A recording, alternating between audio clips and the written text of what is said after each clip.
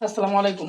আজকে আমি আপনাদের সামনে একটি নতুন অভিজ্ঞতা শেয়ার করব, যেটি আমি মনে করি যারা ২টা একটা গরু পালন করেন তাদের জানা থাকা খুবই গুরুত্বপূর্ণ এবং জরুরি।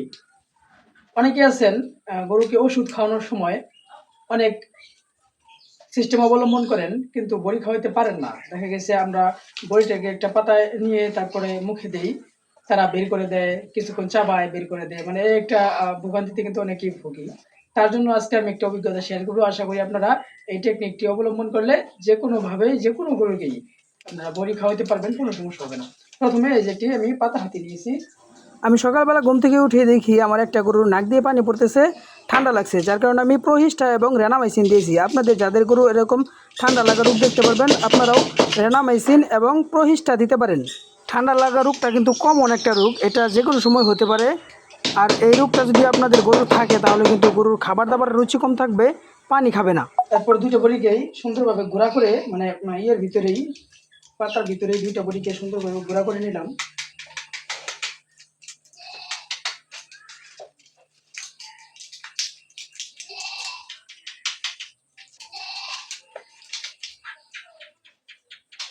এরপর এখানে আমি অল্প পরিমাণ পানি দিয়ে এটাকে ভিজিয়ে নিব। আসলে পানি দেওয়ার মূল কারণটা হচ্ছে, আমরা যখন এই পাতাটা পুরোপুরিভাবে মানে পানি ছাড়া মুখে দিব, গরুর মুখে কিন্তু পর্যাপ্ত পরিমাণ ওই পরিমাণে পানি নাই যে এই বড়িগুলো ভিজাইতে পারবে। যখন ভিজাইতে পারবে না তখন কিন্তু তারা কি করবে, বড়িগুলো মুখ থেকে বের করে দিবে, শুকনো অবস্থায় বের করে দিবে।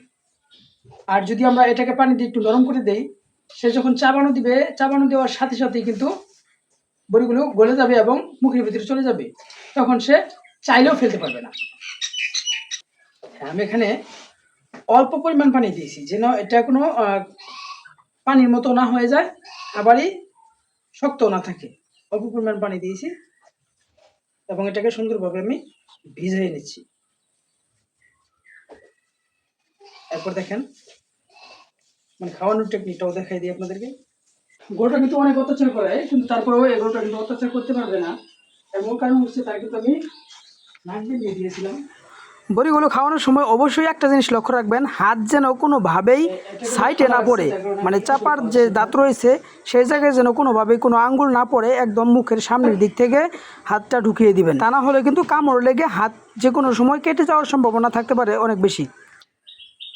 আপনারা প্রথমে গরুটাকে ধরবেন, ধরার পর মানে সম্পূর্ণ হাত এভাবে মানে সামনের দিক দিয়ে একদম ভিতর পর্যন্ত দিবেন। তা না হলে দেখা গেছে এটা কিন্তু আবার বের হয়ে যাবে।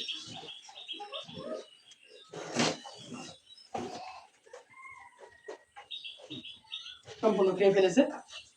ধন্যবাদ, ভালো থাকবেন সবাই।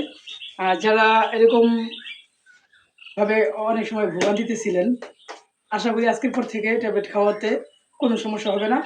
আর বিশেষ করে ভিডিওটা শেয়ার করে দিবেন, যেন আপনার একজন বন্ধু এখান থেকে শিখতে পারে।